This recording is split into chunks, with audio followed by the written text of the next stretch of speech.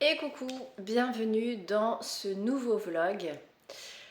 Alors, je vous avais promis de la transparence.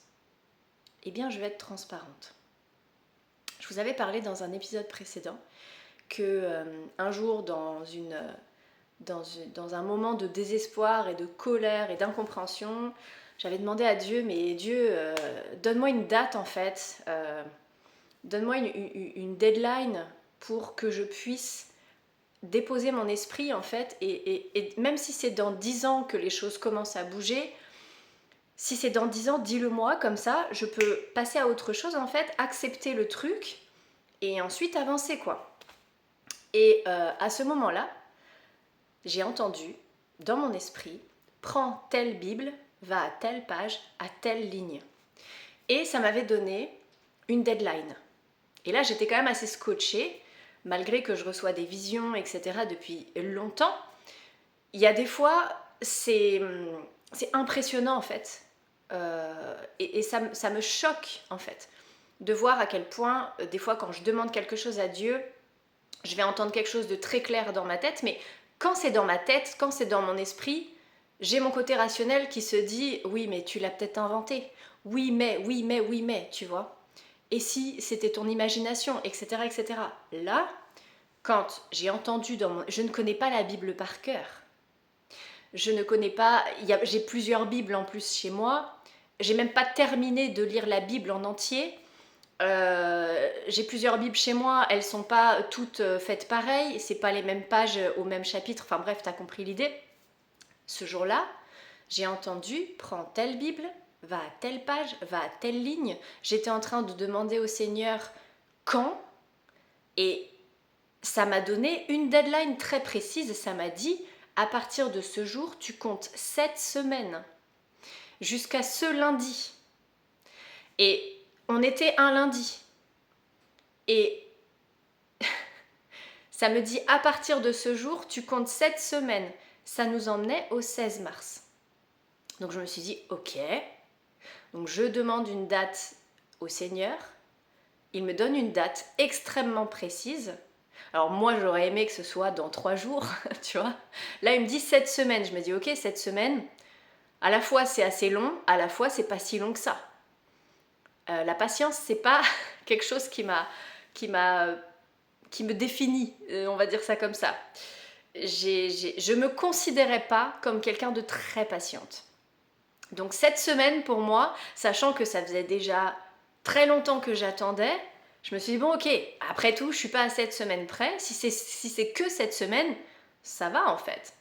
Donc je me dis ok, je me suis dit je ne vais quand même pas mettre une petite croix ou quelque chose dans mon calendrier, dans mon agenda, comme toutes les mamans ou quasiment qui essaient de s'organiser, j'ai un planning qui est aimanté sur mon frigo et je note les rendez-vous des enfants, quelle heure ils ont sport, etc., etc. Tu vois. Et là, je me suis dit, je vais pas noter sur le calendrier, j'ai pas envie de me donner de faux espoirs. Sauf que voilà, c'était quand même très troublant. Et une partie de moi avait enregistré cette date dans son esprit en se disant, ok, soit d'ici à cette date, il va se passer quelque chose de significatif pour ma situation, que ce soit financièrement, relationnellement. Voilà, je vous ai déjà partagé aussi que j'ai un immense désir de me marier depuis que je suis toute petite, etc. Ma situation financière est complètement chaotique et ça m'énerve de répéter ça, mais c'est ce qui est dans l'instant présent, d'accord. Je ne dis pas que ça va être tout le temps le cas, mais dans l'instant présent, peut-être que je suis riche et que je ne le sais pas encore. Hein. Tout est possible avec Dieu. Mais à l'heure actuelle, si on regarde mon compte en banque, c'est le chaos. Et ça fait un moment que ça dure. Et Dieu ne cesse de me répéter, ça va aller, je suis avec toi, je veille sur toi, tu peux te détendre, etc., etc. Mais en attendant, ça ne bouge pas. Et donc j'ai des moments où je me dis, mais est-ce que je suis folle en fait? Est-ce que je suis folle? Est-ce que je suis folle? Est-ce que j'invente pas tout ça? Est-ce que je me fais pas manipuler par un mauvais esprit? Est-ce que... Je me dis, mais... Et bref, tant que cette date n'était pas arrivée, j'avais une partie de moi qui espérait, qui se disait « Ok, et si cette fois c'était la bonne ? Et si cette fois, d'ici le 16 mars ou le 16 mars, il va se passer quelque chose et ta situation va changer d'une façon ou d'une autre. Soit tu vas faire une belle rencontre, soit tu vas avoir une belle opportunité professionnelle, soit tu vas recevoir une somme d'argent, on ne sait pas ce qui est possible, soit tu vas... Enfin bref, quelque chose va bouger. Ta situation va commencer à s'arranger, à s'améliorer.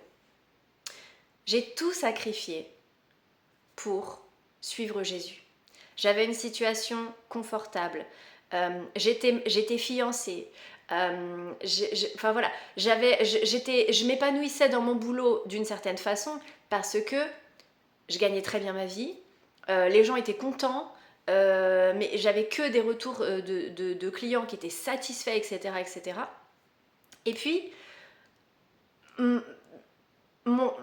c'est comme si ma conscience était en train de changer.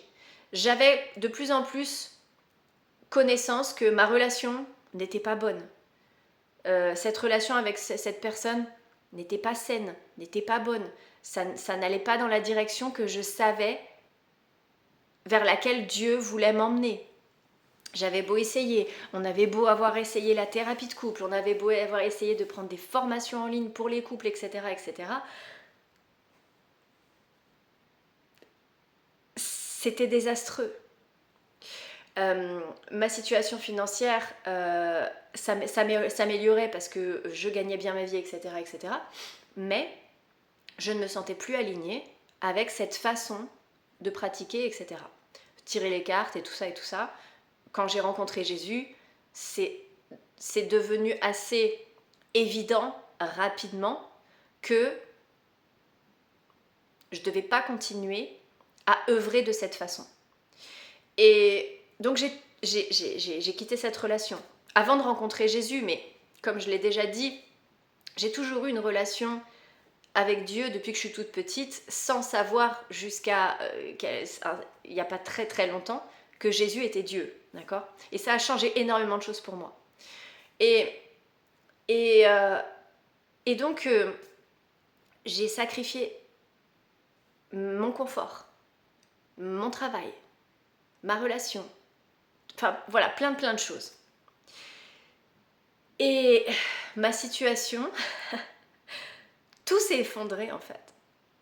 Je pensais que je prenais la bonne décision et que donc, logiquement, les choses allaient devoir s'arranger.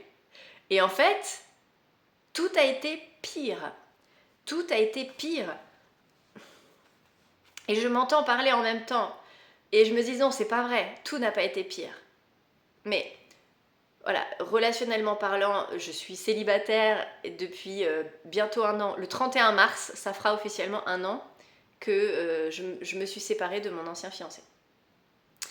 Et depuis, voilà, je n'ai été à aucun rendez-vous galant, je n'ai pas fait de rencontres dans la matière avec des personnes, etc. Il n'y a personne à l'horizon. Alors si, des fois, je reçois des messages privés d'hommes qui veulent se marier avec moi, etc. etc. C'est voilà, comme les femmes peuvent recevoir des messages sur les réseaux sociaux, il n'y a rien de très sérieux, quoi.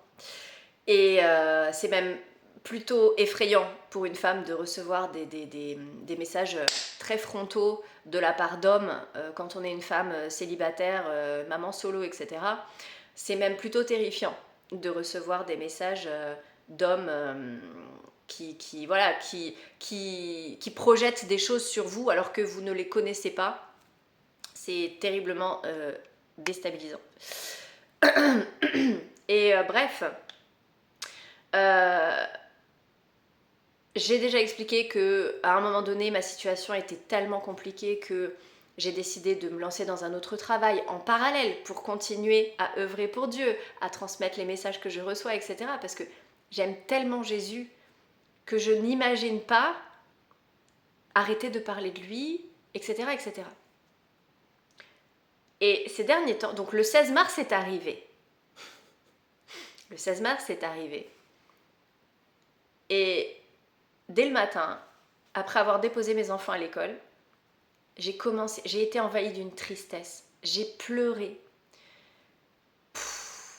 J'ai pleuré presque de 8h30 du matin, 9h, allez, jusqu'à 15h30 à peu près. J'étais envahie d'une tristesse. J'avais quelque chose en moi qui, à la fois, voulait espérer qu'il se passe quelque chose ce jour-là, à la fois qui sentait qu'il allait rien se passer. Dans la matière de visible pour moi. Tout en me disant, Dieu est capable de tout. Et c'est tout à fait possible qu'il agisse concrètement ce jour-là, mais que je ne l'apprenne que plusieurs jours plus tard, ou plusieurs semaines, ou plusieurs mois plus tard. Et je me suis rappelé le témoignage d'une autrice qui a fait une expérience de mort imminente, qui a guéri miraculeusement d'un cancer en phase 4, etc., etc. Elle raconte son histoire. Et justement, en fait, elle disait que d'abord, voilà, les médecins, elle a vécu sa guérison, elle en a parlé autour d'elle, les médecins étaient tous en train de dire c'est un miracle, on ne comprend pas comment c'est possible, une rémission aussi rapide, elle est morte, elle est morte. Cliniquement, elle était morte pendant quelques instants, puis elle est revenue, et elle avait un cancer de la peau qui s'était généralisé aux organes, etc. Elle avait des lésions, il disait même avec de la chirurgie réparatrice, on ne pourra jamais réparer votre peau comme elle l'était avant en fait. Donc elle avait des séquelles terribles, elle pesait plus que 40 kilos, enfin c'était vraiment, elle était dans un état critiquissime, à tel point qu'elle est morte.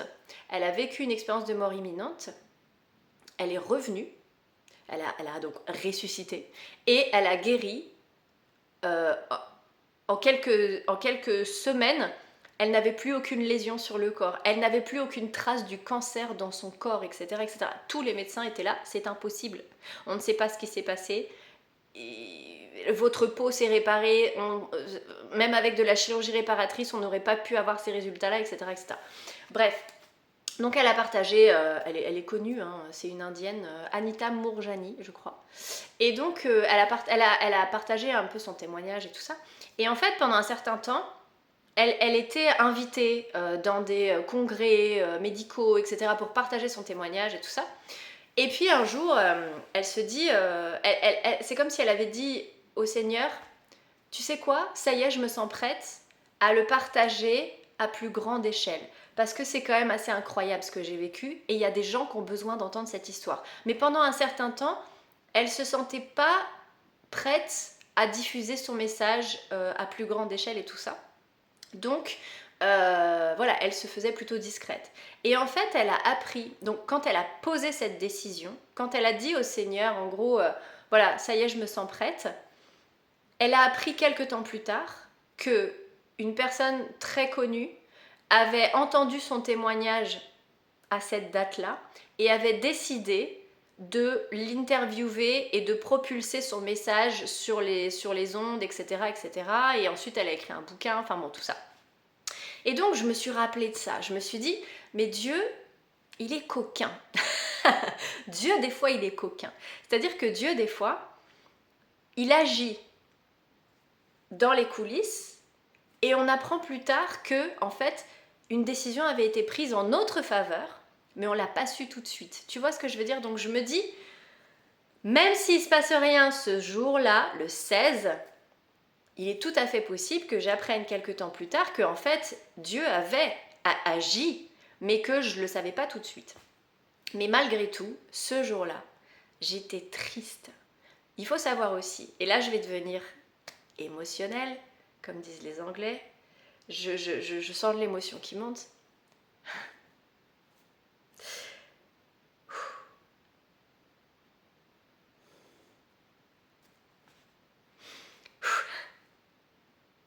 Ça va aller. Ce mois-ci, c'est l'anniversaire de ma plus grande fille. Elle va avoir 14 ans. Et il y a 3 ans, je me sens bête, c'est pas grave. Il y a 3 ans, j'ai toujours aimé écrire. J'ai toujours remarqué que ça me faisait du bien d'écrire ce que je ressentais intérieurement, etc. Ça me permet d'évacuer un petit peu. Et c'est aussi une façon de discuter avec Dieu par l'écriture, comme si j'écrivais des lettres, etc. L'écriture, c'est un moyen que j'aime beaucoup. Et je sais qu'il y a 3 ans, j'ai écrit dans un journal que je prenais la décision, je vais y arriver,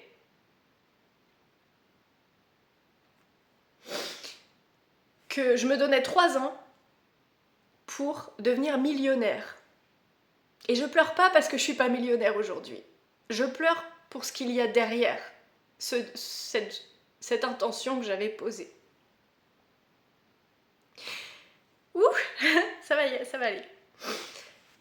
Depuis que je suis toute petite, j'ai connu la peur du manque financier, les problèmes d'argent, les factures, on parle des factures, on s'inquiète pour les factures, on se dispute à cause de l'argent, on ne sait pas si on va pouvoir partir en vacances, il n'y a plus rien dans le frigo, on doit se laver à l'eau froide parce qu'on n'a pas pu payer la facture, etc., etc. Voilà, j'ai grandi dans cette appréhension et ce rapport à l'argent très compliqué et très pesant et très oppressant. Et j'ai reproduit. Et j'ai vu mes enfants développer des mécanismes de peur du manque en fait. Et ça m'a brisé le cœur en fait de me dire mais je veux pas reproduire ça, je veux pas. Il y a pire dans la vie, hein. On manque de rien entre guillemets. On a un toit, on a des vêtements, mes enfants vont dans une école privée. On n'est pas à plaindre, d'accord ? Mais malgré tout, je vis dans un stress quasi permanent en lien avec l'argent. Et donc il y a 3 ans,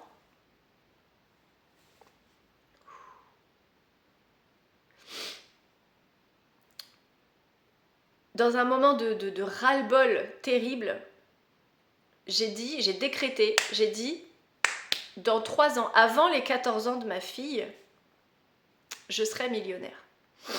Et comment vous dire que potentiellement que ma situation n'a jamais été aussi chaotique, je ne sais même pas comment je vais pouvoir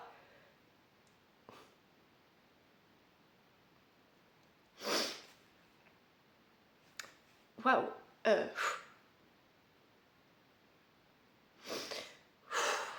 c'est pas facile.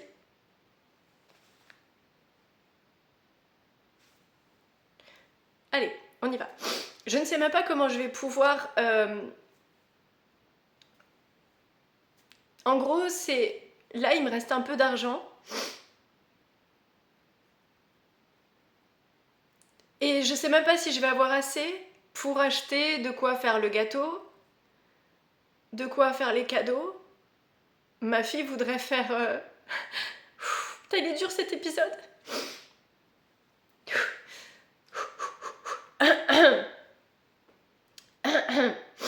Ma fille voudrait faire des loisirs créatifs avec ses amis pendant son anniversaire, donc je suis... J'essaie toujours de trouver des solutions, j'achète nos affaires, nos vêtements à tous, à toute la famille, dans des friperies, des ressourceries, chez Emmaüs, des vêtements d'occasion. Nos meubles, c'est des vêtements d'occasion, c'est des trucs d'occasion, c'est des choses qu'on nous a données, c'est des choses que j'ai achetées pas cher ou c'est des choses dont les gens que je connais ne veulent plus, dont ils se débarrassent, donc je meuble chez moi comme ça. Enfin voilà, j'ai toujours connu la débrouille en fait, parce que j'ai pas trop eu d'autre choix en fait. Et donc il y a 3 ans, j'avais fait cette... je comprends certaines choses en même temps que je l'ai dit. Je suis quelqu'un qui fait pas de promesses, ou très peu, parce que je suis quelqu'un qui accorde énormément d'importance à la parole donnée. Si tu me dis quelque chose, c'est que tu vas le faire. Et combien de fois on m'a dit des choses et on les a pas fait. Et du coup, c'est quelque chose qui m'a profondément blessée en tant que personne. Donc je ne veux surtout pas reproduire. C'est-à-dire que je veux pas faire des promesses aux gens parce que je veux pas que les gens attendent à ce que je fasse quelque chose et que finalement, pour X ou Y raison, j'ai pas pu le faire. Et j'ai tellement peur de faire souffrir les gens, de décevoir les gens, que je préfère pas faire de promesses et plutôt faire une surprise où je dis clairement, je dis on verra, je vais faire de mon mieux, mais je te promets rien. Parce que je veux pas, je sais que ça fait souffrir en fait. Et donc là, c'est comme si...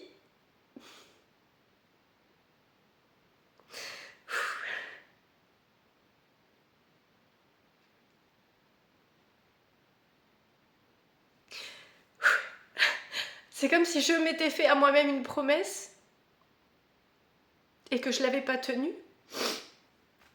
Mais au-delà de ça, en fait, c'est même pas pour moi que je suis déçue, c'est pour mes enfants.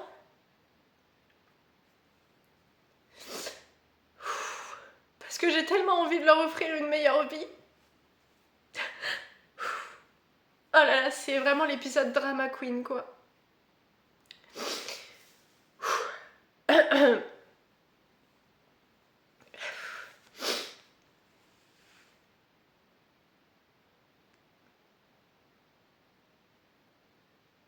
J'ai tellement envie de leur offrir une meilleure vie. Et je me bats tellement. Mais des fois j'ai une rage. J'ai une rage terrible parce que je me dis, je sais que c'est facile de faire de l'argent. Il y a des femmes qui font de l'argent en vendant des photos de leurs pieds, en vendant des photos de leur corps, en... Peu importe en fait, je sais que c'est possible de faire de l'argent facilement. Dans la cité où j'ai grandi, il y a des amis de mon frère qui ont voulu, voilà, s'en sortir. Et ils ont commencé à dealer de la drogue. Et j'ai même pas envie de juger ces gens-là en fait, parce que c'est tellement dur. C'est tellement dur de vivre dans la survie permanente avec cette oppression-là. Des factures, des crédits, des abonnements, de la bouffe en fait. De la bouffe, des besoins vitaux. C'est-à-dire que il n'y a pas de nourriture qui pousse sur les, dans des endroits accessibles. La nourriture, elle pousse, oui, mais dans des endroits privés, on voit plus les champs en fait. Tu vois ce que je veux dire, c'est que tout est payant. L'eau qu'on boit est payante. C'est un besoin vital. Et toutes ces factures, toute cette oppression permanente qui te tape sur les nerfs à longueur de temps, qui te bouffe la santé, qui te bouffe les nerfs, c'est insupportable. Et j'ai tellement envie d'offrir mieux que ça à mes enfants. Alors j'essaie de mon mieux de pas leur montrer le stress, la difficulté, la peur du manque, etc. Mais il y a des moments, voilà, je suis humaine, il y a des moments je craque. L'autre jour...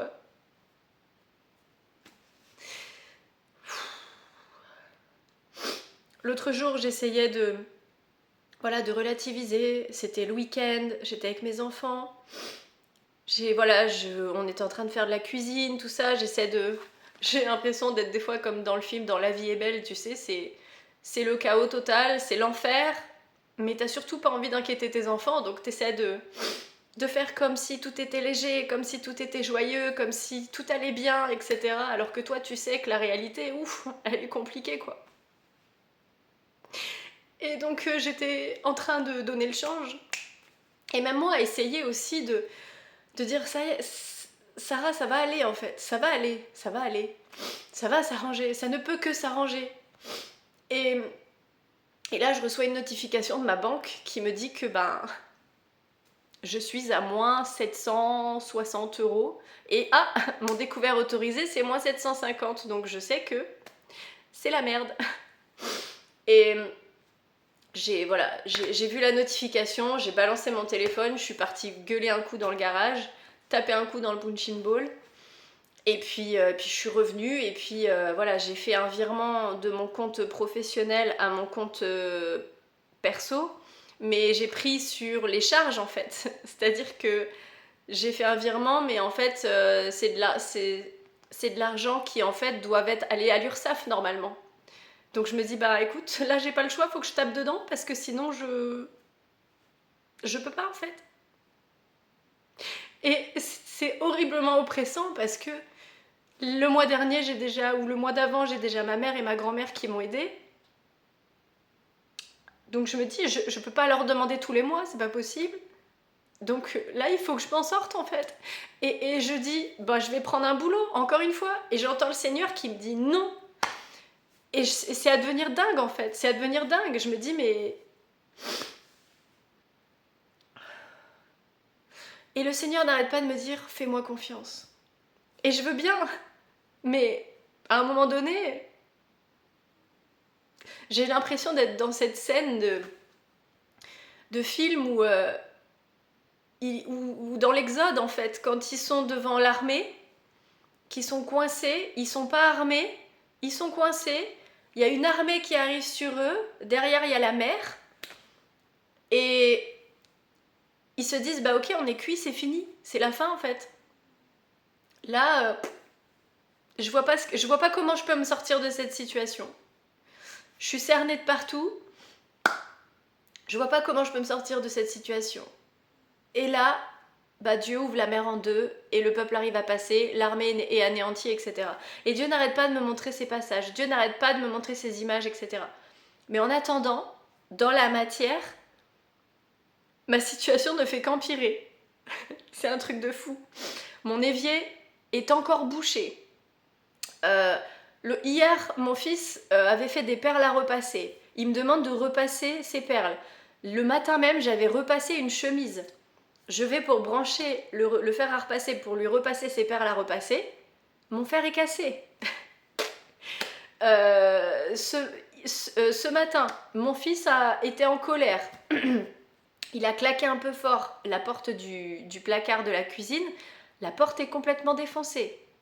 C'est pas lui qui l'a cassée, hein. Elle était déjà fragile. Mais ça l'a achevée. Ok, je sais même pas comment je peux réparer cette porte. Une coupure de courant ce matin. Je sais même pas d'où c'est venu. Enfin, tu te dis, ma situation est déjà tellement compliquée, tellement chaotique, ça peut pas être pire. Ah bah attention, si, en fait, ça peut toujours être pire. Tu te dis, mais en fait, quoi Quoi Qu'est-ce que tu attends de moi, Seigneur, en fait? Et là, dans ces moments-là, c'est incroyable. Comment cette semaine aussi, j'ai encore fait des cauchemars avec des paralysies du sommeil. Et dans ce cauchemar, c'est comme si des démons ou Satan essayaient de prendre possession de mon corps et de parler à travers moi ou pour que je fasse du mal à des proches, pour que je fasse peur à des proches, comme si des démons essayaient de venir me posséder. Une dinguerie quoi.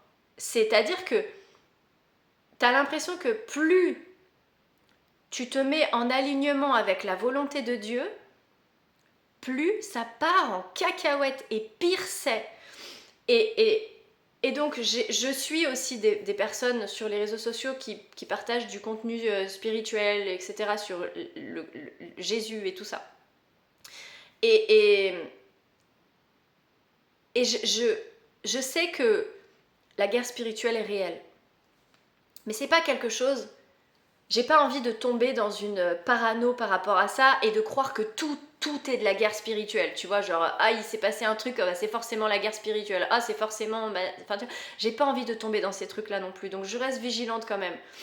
Et j'ai un côté très pragmatique qui essaie d'abord de trouver des explications rationnelles. Et... Enfin... Que des galères. Que des galères. Et là où c'est le plus dur, c'est que j'ai l'impression que même ma fille est attaquée.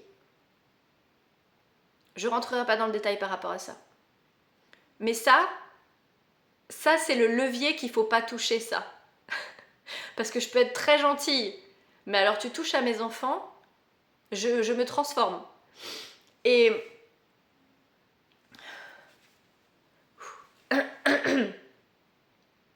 et ce matin, j'étais dans un état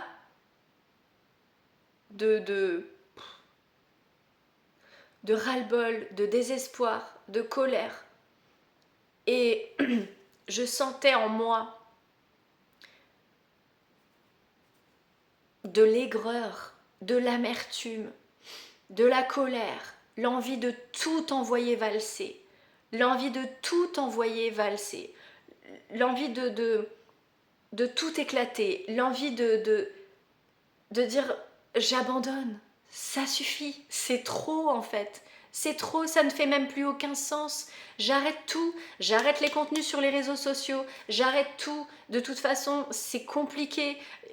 Cette semaine, pareil, il y a quelqu'un qui aurait signalé mon compte à Facebook pour du contenu haineux ou je ne sais quoi. Mon compte est menacé d'être supprimé, etc. J'étais là, mais vous savez quoi ? Soit, ça doit arriver, ça arrivera. Vous savez quoi ? Je vais tout arrêter. Je vais aller travailler en tant que boulangère dans la petite supérette du coin et basta en fait. J'abandonne. C'est bon, j'en ai ras le bol en fait. Et donc ce matin, j'étais dans un état de colère, de rage, de ras-le-bol, de désespoir, de tristesse, un sentiment de trahison, de terrible, etc. Et j'ai demandé à Dieu, j'ai dit, pourquoi c'est aussi dur ? Pourquoi est-ce que alors que je m'étais fait la promesse il y a 3 ans que ma situation allait s'arranger, 3 ans c'est long quand même, il y a de quoi faire des choses en fait. Pourquoi est-ce que ma situation est encore pire que jamais auparavant ? Alors que je donne tout, alors que je suis disciplinée, patiente, je demande même plus à être millionnaire en fait, tu vois, juste un peu de stabilité financière les gars, c'est tout, tu vois, juste un peu de paix, un peu de sérénité en fait, c'est tout, c'est tout. Et pourquoi en fait ? Et donc j'étais là ce matin en train de dire, j'arrête tout en fait. Et puis là, j'ai eu cette vision de moi qui a l'armée qui arrive, je suis toute seule sur un champ de bataille, il y a l'armée qui arrive de partout devant moi, et je m'apprête à fermer les yeux et dire allez c'est bon, qu'on en finisse, allez achevez-moi, c'est bon, terminé, on n'en parle plus, je retourne voir mon créateur, allez hop basta, cosy, c'est terminé, hop, affaire pliée. Sauf que là d'un coup, je me retourne et je vois qu'il y a... je vais chialer. Oh putain. C'est l'épisode Drama Queen, voilà, il en fallait un. Je me retourne et je vois qu'il y avait 3 enfants derrière moi. Et là, j'étais prête à abandonner et je me dis, oh, no way, vous passerez pas les gars, c'est mort. Et là, je me mets prête à défoncer l'armée avec mes 2 petits poings toute seule. Mais c'est mort en fait. J'abandonne pas en fait. Je peux pas abandonner. Parce que si j'abandonne, mes enfants ils se retrouvent sans... C'est mes enfants que j'abandonne en fait. Et ça n'arrivera pas. C'est pas possible en fait. Donc on se relève, on relève les manches et puis on y retourne. Et surtout, dans ces moments-là, c'est tellement tentant d'en vouloir au monde entier. De dire de toute façon la vie c'est de la merde, de dire de toute façon ça va jamais, de dire de toute façon à quoi bon se battre, ça ne fait qu'empirer, de dire de toute façon c'est la merde partout, etc. etc. C'est tellement tentant de céder à la rage, à la colère et de dire vous savez quoi ? Tant pis, j'arrête, allez tous vous faire voir, etc. C'est tellement tentant tu vois, de tomber du côté obscur et de dire mais en fait ma vie elle était tellement mieux avant, quand je gagnais beaucoup d'argent, quand tout était facile, etc., etc. Mais c'est des mensonges tout ça, c'est des mensonges parce que ma vie elle n'était pas mieux avant. Oui, je gagnais de l'argent, mais je me sentais pas bien, ma santé était pas bien du tout, j'avais des problèmes de peau, j'avais des problèmes, enfin bref, dans mon couple, ça n'allait pas du tout, c'était un enfer. Alors tu vois, c'est tentant en fait quand t'es célibataire et que tu ressens de la solitude de te dire ouais c'était mieux avant, ok c'était pas parfait, mais non non non non, c'était pas mieux avant. C'était pas mieux avant, c'était un enfer psychologique, émotionnel, c'était des nœuds dans le cerveau en permanence, c'était des disputes, c'était des incompréhensions, c'était du chantage émotionnel, c'était... Non, c'était pas mieux avant, mais c'est ce que les ténèbres veulent que tu crois, pour que tu bascules. Et je me suis souvenue aussi d'un prêche, d'un pasteur que j'avais vu en ligne, et qui disait, tous les chrétiens vont avoir un moment dans leur vie où Dieu ne va pas répondre à leurs prières. Et ils vont avoir un choix à faire. Est-ce qu'ils continuent de croire en Dieu, d'aimer Dieu et de servir Dieu ou pas? Est-ce que si Dieu ne répond pas à tes prières, tu l'aimes toujours? Est-ce que si Dieu te lâche, toi, tu vas rester fidèle ou tu vas t'en détourner? Et j'étais là, mais quand je me suis rappelé tout ça, je me suis dit, mais peu importe en fait, si ma situation est difficile. Le plus dur, c'est pas pour moi. Ce qui m'importe là, c'est juste offrir un anniversaire cool à ma fille. Si je bouffe pas les 10 prochains jours, je m'en fiche. La seule chose qui compte là pour moi, c'est avoir assez de quoi acheter des cadeaux d'anniversaire à ma fille, avoir assez de quoi lui faire un gâteau, avoir assez de quoi lui faire un anniversaire cool, parce qu'on n'a pas 14 ans tous les jours. Si je dois pas bouffer pendant 10 jours, je m'en fous. Et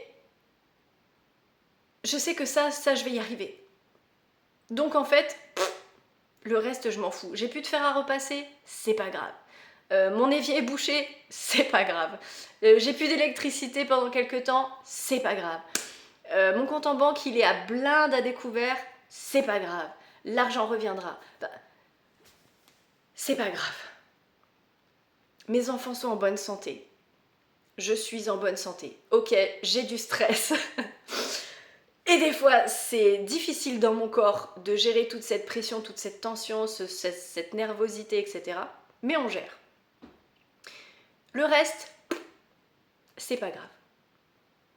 Et dans les moments difficiles où ma situation, elle est horriblement oppressante, des fois, je reçois des messages sur les réseaux sociaux de personnes qui me demandent, des messages en privé, des personnes qui me demandent je vis telle situation, est-ce que tu peux m'aider, etc. etc. Et ça m'est arrivé cette semaine. Et j'étais dans un moment de détresse, moi, personnelle, énorme. Mais j'ai pas pu m'empêcher de donner des conseils à cette personne. J'ai pas pu m'empêcher. Et j'étais aigrie à l'intérieur. J'étais aigrie. Mais c'était impensable pour moi de dire à cette personne mais laisse-moi tranquille, enfin tu vois ce que je veux dire, j'ai déjà tellement de choses à gérer, qu'est-ce que tu viens me parler de tes problèmes et tout ça, c'est pas possible en fait, je peux pas, je ne peux pas, je ne peux pas. Et pourtant, tu vois, sur le moment, je vais râler intérieurement, je vais dire mais si tu savais moi tous les problèmes que j'ai à faire dans ma tête, à l'intérieur de mon esprit, je vais râler, mais je ne peux pas. Je sais pas comment t'expliquer en fait. Et des fois je reçois des messages aussi, des fois dans la journée je vais vivre un enfer et je vais quand même poster une vidéo alors que j'ai pas envie, alors que moi-même je suis en colère, alors que moi-même sur le moment j'ai perdu la foi, etc. Je vais prier le Seigneur, juste avant je vais avoir pleuré pendant 2 heures. Je vais prier le Seigneur pour avoir du réconfort. Il va me donner du réconfort et je vais poster la vidéo. Et j'ai tellement de personnes qui vont me dire merci d'avoir posté cette vidéo, j'avais tellement besoin d'entendre ce message, etc. etc., etc. Et il y a des gens qui me disent surtout continue à faire tes vidéos alors que j'ai qu'une seule envie, c'est de tout envoyer valser. Parce que ça me coûte tellement de suivre Jésus dans ma vie depuis des mois. Ça me coûte tellement. C'est tellement challengeant. Ma famille ne comprend pas mes choix et je comprends qu'ils ne comprennent pas. Ça fait pas sens en fait. Et pourtant, je me dis, si Dieu me demande ça, c'est forcément qu'à un moment donné, ça va faire sens. C'est forcément qu'à un moment donné, ça va payer. Tu vois ce que je veux dire, c'est que ça va s'arranger en fait. Et je sais que ça peut se produire parce que ça s'est déjà produit. Comme j'en ai déjà parlé, la maison dans laquelle je vis, à ce moment-là, j'étais SDF. Je n'avais pas de domicile fixe. J'avais été mise à la porte avec mes 3 enfants. J'ai été hébergée chez une amie pendant 3 semaines. Ensuite, le jour où elle nous a dit « Nous, on ne peut pas vous garder plus longtemps », elle avait des impératifs, etc. Ce jour-là, on n'avait pas de solution. L'après-midi même, j'ai rencontré quelqu'un qui m'a dit « Appelle ce numéro de ma part, tu vas avoir un logement provisoire ». On a appelé, le lendemain matin, on avait les clés, et provisoirement. Et ensuite, j'ai remué ciel et terre, assistante sociale, etc., pour avoir ce logement. Et pour avoir un logement.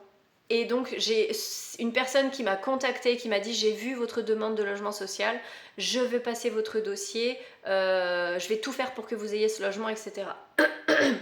Donc Dieu m'a sorti du pétrin dans des situations déjà tellement désespérées. J'en ai déjà parlé dans un autre épisode. Quand j'avais 19 ans, j'étais tombée dans la drogue, j'étais dans l'addiction, dans la drogue. Et je ne savais pas comment m'en sortir. Je n'avais pas de proches autour de moi. Immédiatement, ma famille la plus proche vivait à 2h30 de chez moi. Ils ne savaient pas que j'avais des problèmes de drogue. Ils savaient que j'avais des problèmes d'argent, mais ils ne savaient pas que j'avais des problèmes de drogue.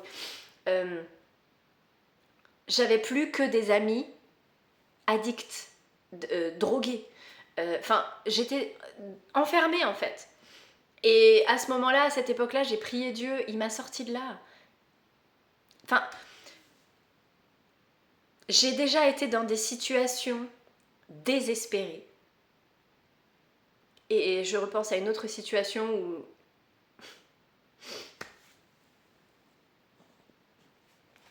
Finesse. Je repense à une autre situation où j'étais sur le point d'être violée. Et je me suis vue penser, Sarah, c'est fini. C'est terminé, ça va arriver là. Et à cet instant, il y a une fille qui est rentrée et qui a pété un scandale et le mec s'est barré. Mais d'abord, il m'avait fait boire des quantités d'alcool, un bizutage, etc., etc. J'avais 18 ans. Enfin bon, bref. Et Dieu m'a sauvée à la dernière minute. Systématiquement.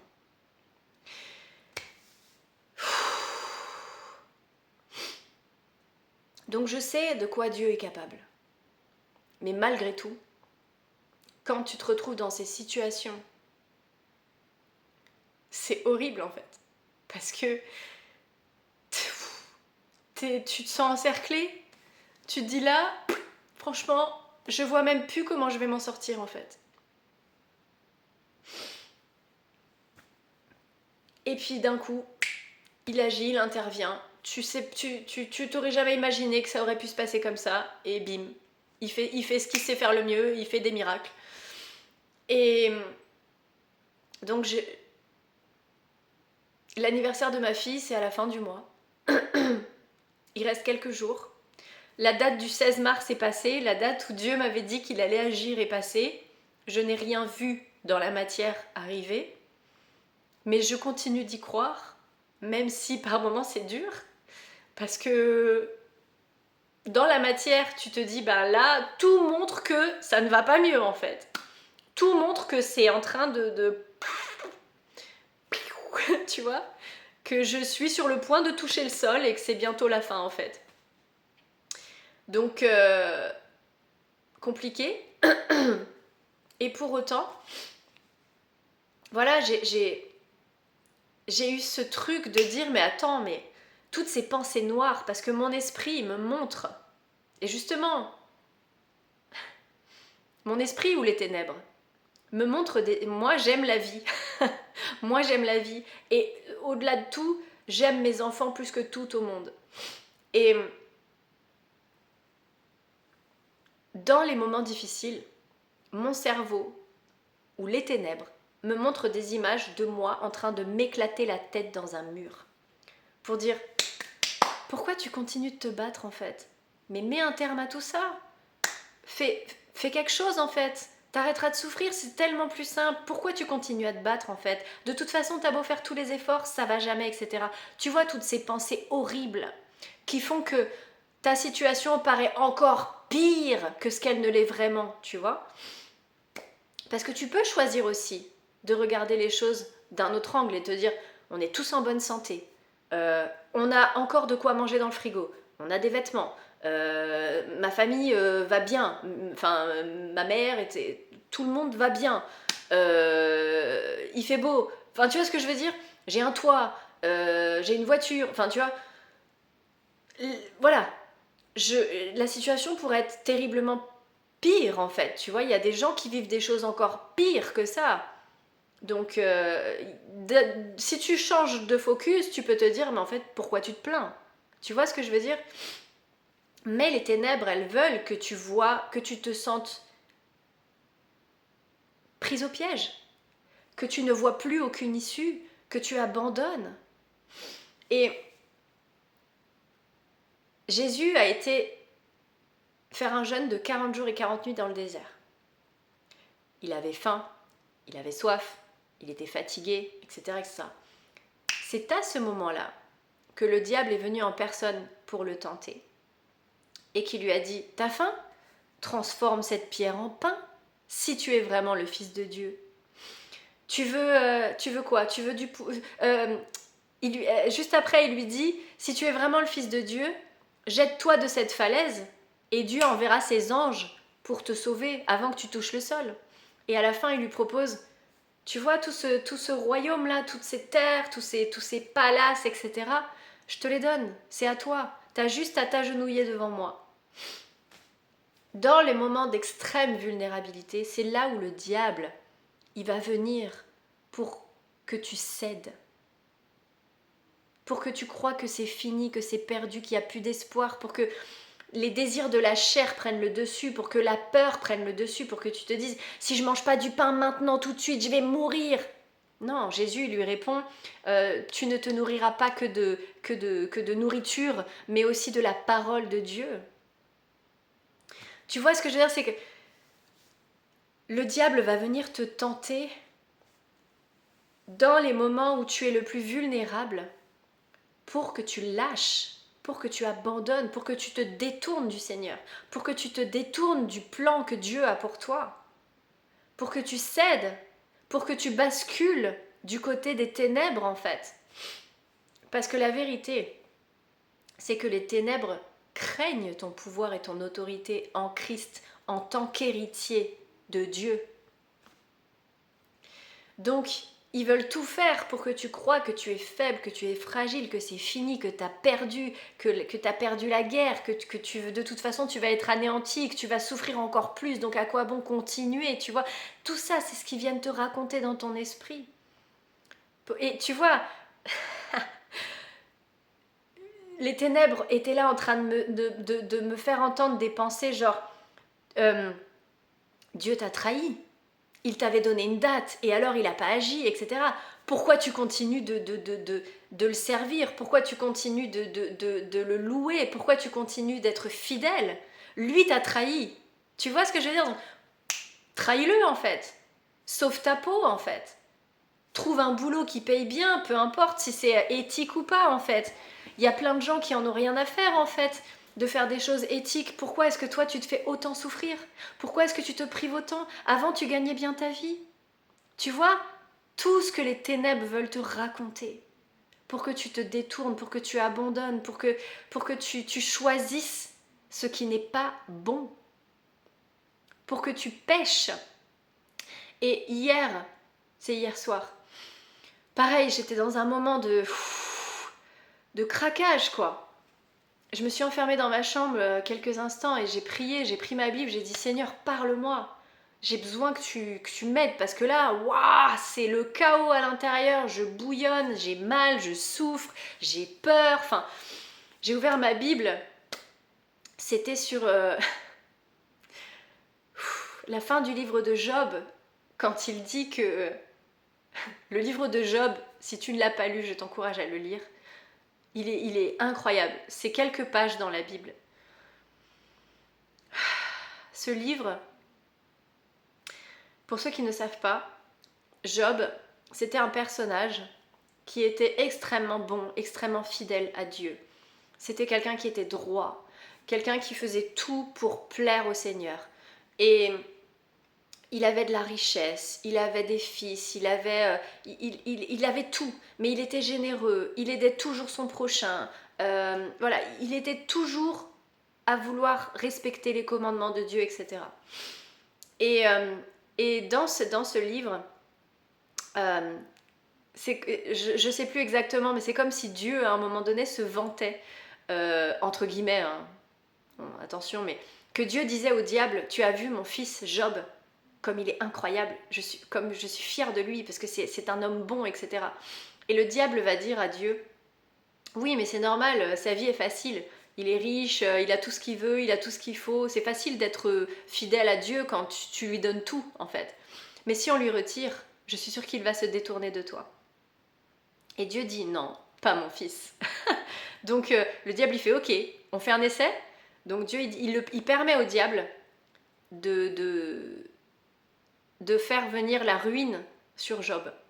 Il perd tout, son mariage part en éclats, sa richesse lui échappe, ses enfants vont mourir. Et il va tout apprendre au même moment. Horrible. Cette histoire, elle m'angoisse un peu quand même. Pardon. Et donc, bref, Job continue à... Donc il est triste, forcément il est anéanti, etc. Mais il reste fidèle à Dieu. Et donc le diable revient voir Dieu et Dieu lui dit, t'as vu, même s'il a tout perdu, Job reste fidèle, quoi.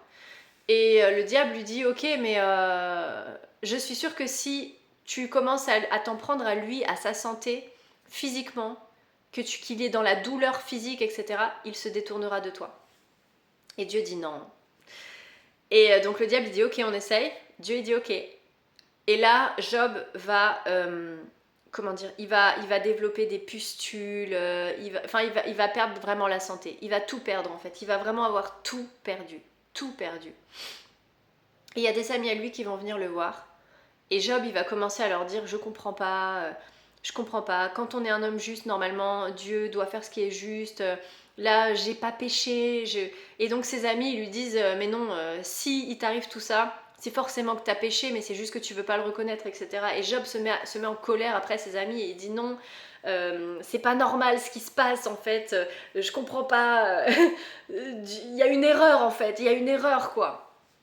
Et donc, à un moment donné, il y a le quatrième de ses amis, il va lui dire, il n'y a pas d'erreur, mais si Dieu permet qu'il t'arrive tout ça, même si tu n'as pas péché, moi je crois que tu n'as pas péché, mais si Dieu le permet, c'est qu'il y a forcément une raison. Mais tu le sais pas.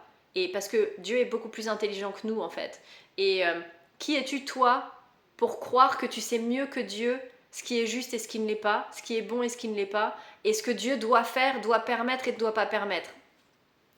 Et Job va entendre la voix de Dieu et il va se repentir. Et ensuite, à la fin, Dieu va restaurer la vie de Job. il va lui donner des enfants, il va lui donner à nouveau plus que ce qu'il possédait avant. Et il va vivre une très longue vie, il va être très heureux, etc. etc. Donc, à travers cette histoire, Dieu nous apprend que des fois, il permet des choses qui semblent injustes, mais il a toujours une raison de le faire. Et il rétablit toujours la justice à un moment donné, en fait. Et donc, hier, quand j'étais dans ce moment de craquage, j'ai demandé à Dieu, parle-moi à travers la Bible, parle-moi à travers tes mots. Parce que moi, dans mon esprit, c'était tellement le bazar que j'arrivais plus à entendre la voix de Dieu, en fait. À travers la Bible, quand Dieu me parle à travers ses propres mots, ça a du poids, quoi. Et donc, j'ai ouvert sur la fin du livre de Job, où il dit que Dieu l'a restauré et qu'il lui a donné 2 fois plus que tout ce qu'il avait perdu, etc., etc. Et ça m'a fait sourire. Et il y a une partie de moi qui s'accroche à cet espoir que, oui, Dieu n'en a pas fini avec moi, malgré que ma situation a l'air complètement chaotique et désespérée. Malgré que je ne sais pas comment ma situation va s'arranger. Parce que j'ai beau faire tous les efforts. J'ai l'impression que les portes restent fermées. Et c'est horriblement humiliant, mais aussi ça rend ouf en fait. Ça rend ouf parce que c'est pas comme si j'étais là à ne rien faire. C'est pas comme si j'étais là à me détourner de ce que Dieu me demande.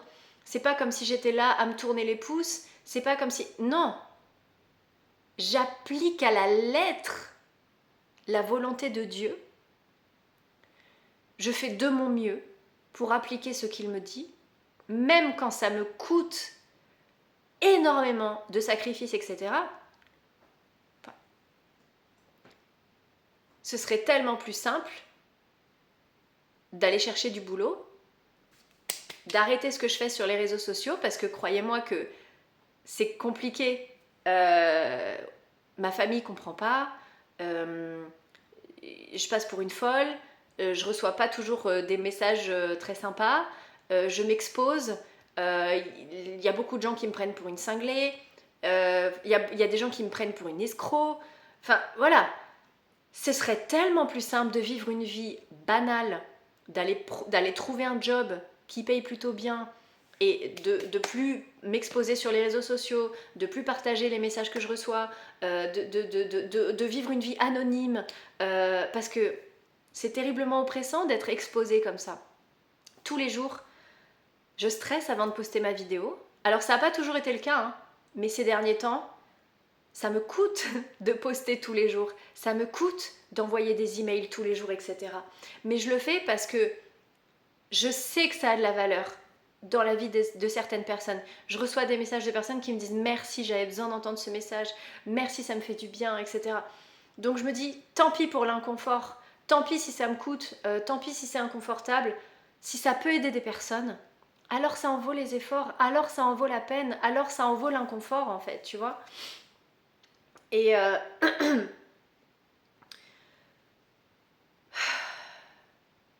mais je suis quelqu'un d'extrêmement loyal et je suis quelqu'un d'extrêmement têtu aussi. Et pour me faire changer d'avis, il faut vraiment me convaincre et me prouver. Tu vois ce que je veux dire, c'est que si je suis convaincue de quelque chose, si je suis convaincue que quelque chose est juste et que c'est ce que je dois faire, t'auras beau, tu vois, enfin, voilà, j'ai des proches qui m'ont dit oui, mais peut-être que tu pourrais faire ci, peut-être que tu pourrais faire ça, peut-être que machin. si ça ne fait pas partie du plan et des instructions que Dieu m'a données, ou si ça ne vient pas du moi, vraiment d'une décision, parce que j'ai déjà dévié du plan de Dieu quand il me disait de ne pas trouver du boulot, de ne pas chercher du boulot. J'avais pris, je m'étais formée pour devenir agent immobilier, etc. etc. J'ai déjà désobéi. Mais c'est très rare que quelqu'un arrive à me dire je suis une rebelle dans l'âme terrible. Je ne supporte pas recevoir des ordres. Je ne supporte pas qu'on me dise ce que je dois faire. La seule personne de laquelle je supporte, c'est Jésus, quoi. C'est si Dieu me dit quelque chose, alors là, je vais tout faire pour obéir. Mais je suis pas infaillible aussi, tu vois. Des fois, la situation m'a emmenée dans tellement de peur, de stress que bah oui, je me suis dit là, il faut que je fasse quelque chose en fait. Là, il faut que je bouge en fait. Et c'est terrible parce que la société nous fait croire que, comment dire, si on écoute Dieu, on est fou. Si on écoute Dieu, on est irresponsable. Et puis c'est vrai que vu de l'extérieur, ça y ressemble. Parce que concrètement, ma situation ne fait que empirer depuis que j'écoute Dieu. Donc je comprends que les gens me disent mais elle est complètement starbée en fait, mais elle fait n'importe quoi, mais elle est inconsciente, mais elle est irresponsable. Enfin tu vois ce que je veux dire ? Je comprends que certaines personnes pensent ça. Et c'est terriblement dur en fait, parce que même moi par moments, je me pose ces questions-là. Je me dis mais ça se trouve ils ont raison. Tu vois, enfin c'est terriblement dur en fait de rester aligné avec la volonté de Dieu.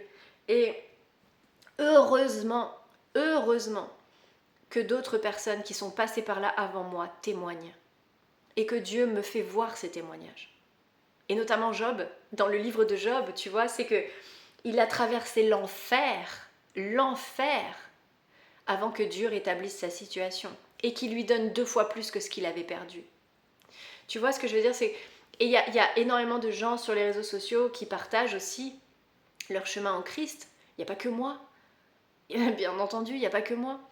Et il y a énormément de gens qui partagent aussi leurs témoignages et qui vont t'expliquer que pareil, avant que Dieu fasse une percée dans leur vie, d'abord ils vont avoir vécu l'enfer.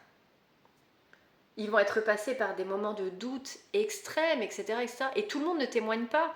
Donc en fait, des fois tu vas regarder des gens, ils vont dire « Oh merci, tout ça c'est grâce à Dieu, si je suis arrivée là c'est grâce à Dieu, si j'ai ça dans ma vie c'est grâce à Dieu, etc. » Mais des fois ils vont pas partager leur témoignage.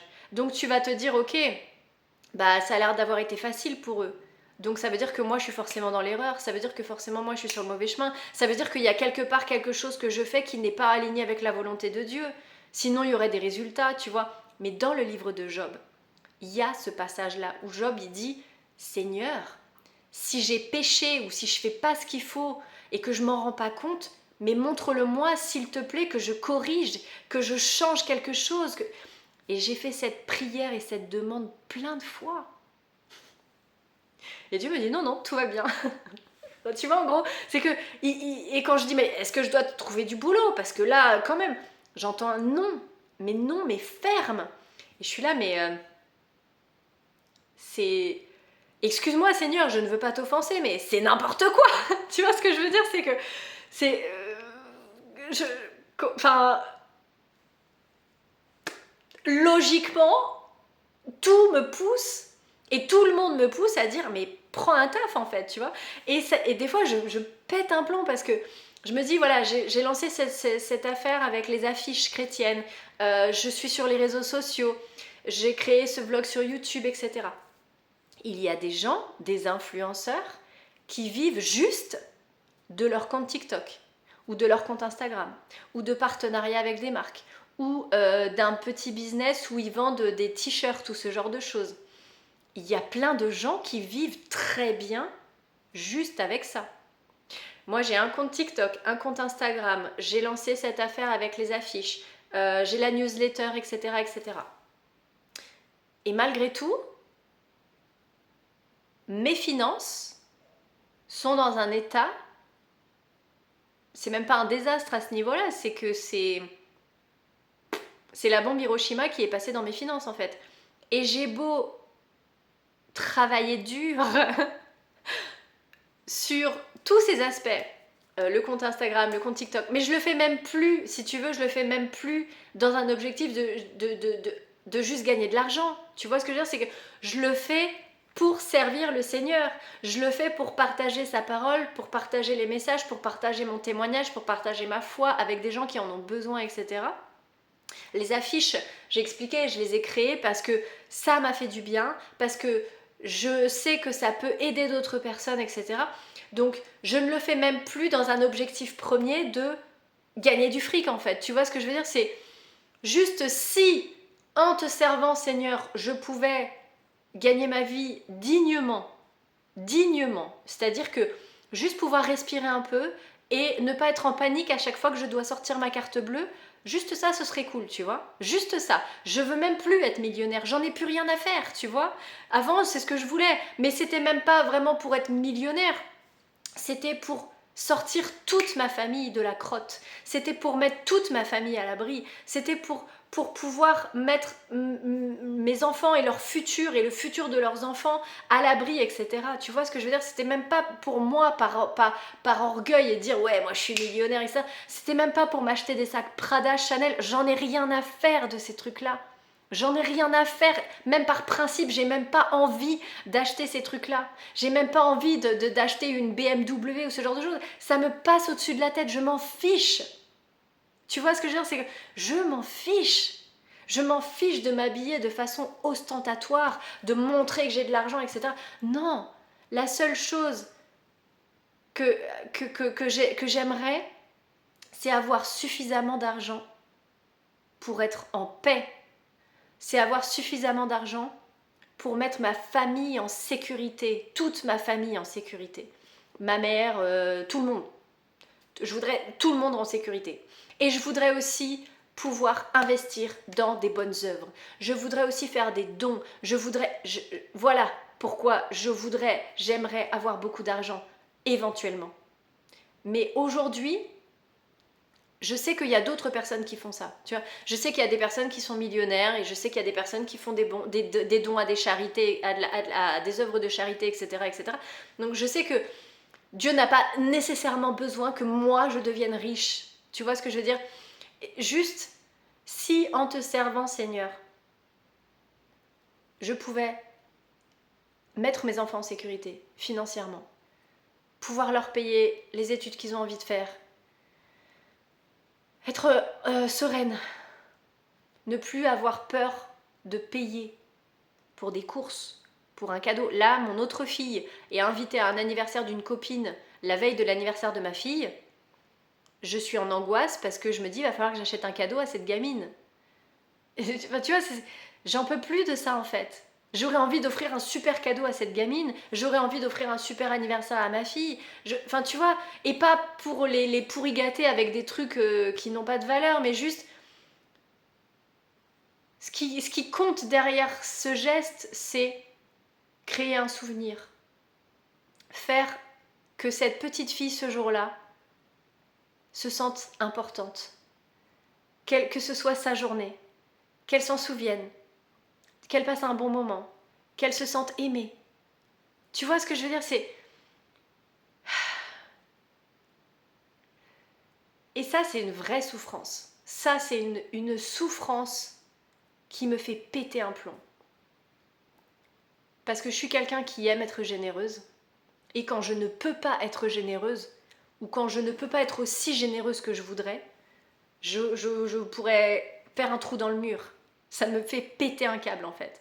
Je ressens une colère et une injustice parce que je me dis, c'est pas juste que on me prive de pouvoir faire plaisir aux gens que j'aime. C'est pas juste que des enfants puissent éventuellement ne pas recevoir les cadeaux qu'ils aimeraient alors qu'ils le méritent en fait. Tu vois, ça fait péter un plomb. Ça fait péter un plomb. Ça me fait péter un plomb. Moi, ça me fait péter un plomb. Cette injustice, elle me rend chèvre en fait. Mais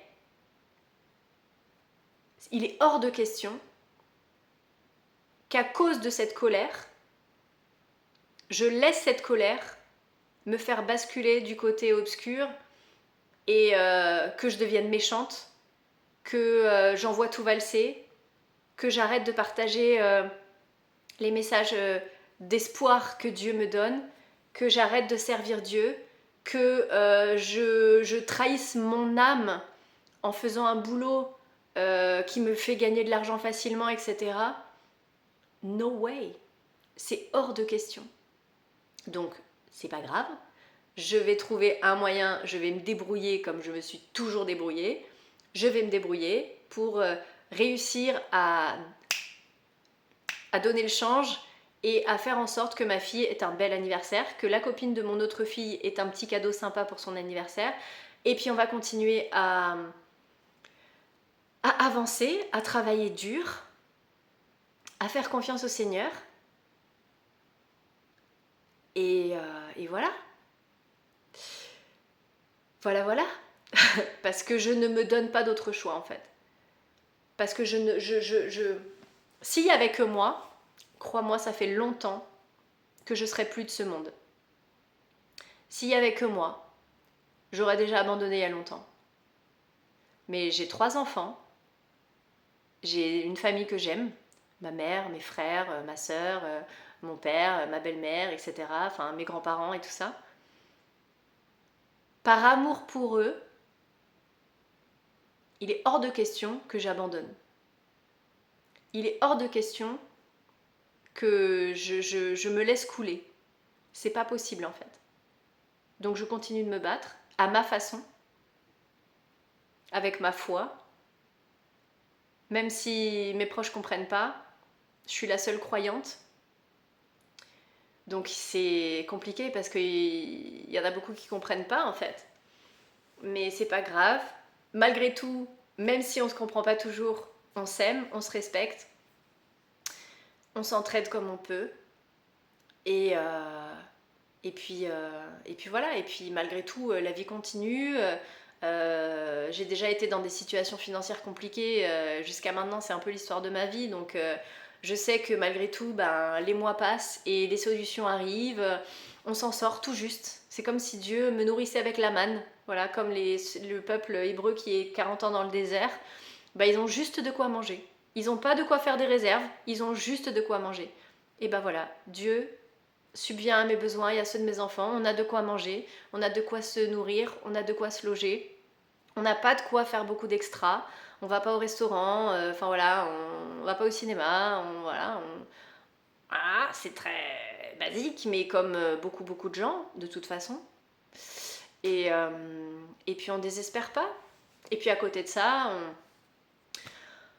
on apprend à savourer les belles choses, d'être en forme, d'avoir la santé, d'être soudé, de pouvoir jouer, rire, s'amuser, même dans la difficulté, de se soutenir, de passer des bons moments, de créer des bons souvenirs, même si on n'a pas d'argent, c'est pas grave en fait. On va faire un tour dehors, on rigole, on a une bonne discussion, on se fait des chatouilles, on cuisine ensemble, voilà. La vie c'est pas que l'argent en fait. La vie c'est pas que la vie c'est pas que l'argent. Même si bien entendu on en a besoin pour vivre, même si c'est cool quand on a de l'argent, parce qu'on peut se faire plaisir, parce qu'on a plus de sérénité, parce que voilà, Dieu peut nous montrer aussi que même dans les moments difficiles, on peut quand même trouver de la joie, du bonheur, et avoir une connexion à Dieu qui est incroyable. Donc, affaire à suivre. Dieu a déjà fait des miracles dans ma vie. Je sais qu'il en refera. Je sais pas quand, je sais pas comment, je sais pas avec qui, je sais pas de quelle façon, je sais pas d'où ça va venir, j'en sais rien. Mais j'ai foi. Voilà.